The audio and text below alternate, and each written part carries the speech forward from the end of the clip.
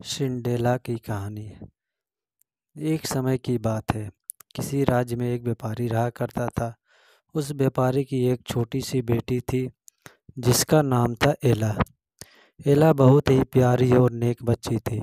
उसके पिता उससे बहुत प्यार करते थे और उसकी सारी ज़रूरतें पूरी करते थे। लेकिन एला की ज़िंदगी में एक चीज़ की कमी थी। वह थी उसकी माँ, जो उसे छोड़कर भगवान के घर चली गई थी।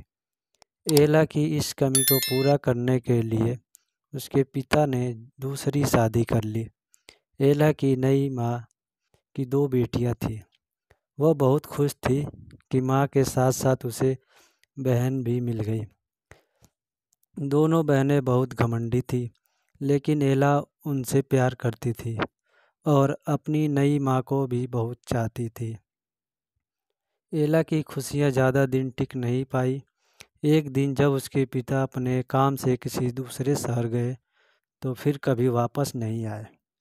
एला पर तो मानो मुश्किलों का पहाड़ टूट गया हो। पिता का साथ सर से उठते ही उसकी माँ और बहनें उसके घर की मालकिन हो गई और एला के साथ नौकरों जैसा बर्ताव करने लगी। उन्होंने घर के सारे नौकरों को निकाल दिया और अब एला ही घर का सारा काम करती। उसकी बहनों ने तो उसका कमरा भी उससे छीन लिया और उसे एक कोठरी में रहने के लिए छोड़ दिया। एला अपनी बहनों के पुराने कपड़ों और जूते पहनती, सारा दिन उनके काम करती। कभी कभी तो एला इतनी थक जाती कि अंगीठी के पास ही सो जाती। अक्सर एला जब सुबह उठती तो अंगीठी की राख सिंडो उस पर पड़ी होती। उसकी बहनें उसे सिंडर एला कह के चिढ़ाती और इस तरह उसका नाम एला से सिंडेला हो गया।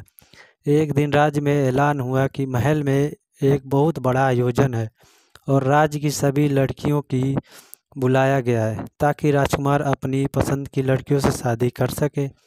राज्य की सारी लड़कियां बहुत खुश और उत्साहित थी। सिंड्रेला और उसकी बहनें भी अपनी किस्मत आजमाने को बेचैन थी। लेकिन फिर सिंड्रेला की ये खुशी उसकी सौतेली माँ को रास नहीं आई और उसने सिंड्रेला को महल में जाने से मना कर दिया। बेचारी सिंड्रेला दुखी मन से फिर अपने काम में लग गई और सोचती रही कि इस वक्त उसकी बहनें क्या कर रही होंगी और राजकुमार देखने में कैसा होगा। सिंड्रेला जब इन ख्यालों में खोई हुई थी तभी वहाँ एक जादूगरनी आई। उसने सिंड्रेला को दुखी देखा तो उसकी मदद करनी चाहिए। सिंड्रेला ने सारी बात जादूगरनी को बताई।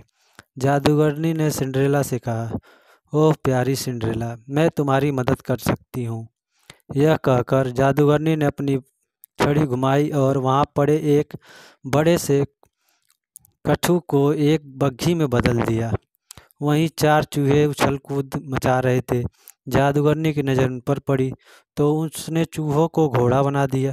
अब ज़रूरत थी एक कोचवान की। जादूगरनी ने चारों तरफ नज़र घुमाई तो उसे एक मेंढक दिखा और उससे कोचवान में बदल दिया। सिंड्रेला यह सब देख हैरान हो गई थी कि तभी जादूगरनी उसकी तरफ मुड़ी और अपनी जादू की छड़ी घुमा दी और पलक झपकते ही सिंड्रेला के मटमैले और फटे हुए कपड़े साफ और सुंदर हो गए। उसके पैरों में टूटी हुई चप्पल की जगह सुंदर कांच की जूती आ गई। अब सिंड्रेला महल में जाने के लिए तैयार थी।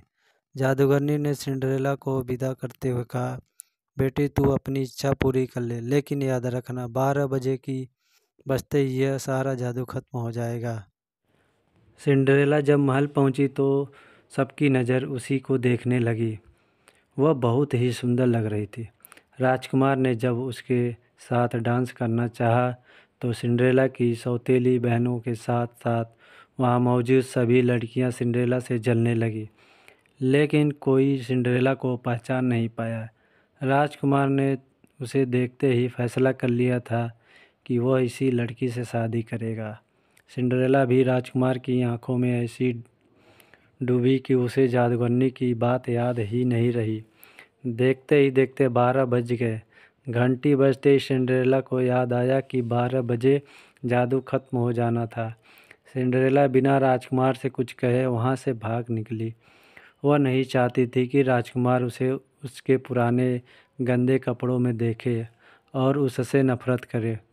भागते वक्त सिंड्रेला की कांच की एक जूती महल में ही छूट गई, जो राजकुमार ने उठा ली। राजकुमार ने बहुत कोशिश की सिंड्रेला को ढूंढने की, लेकिन वह उसे कहीं नहीं मिली।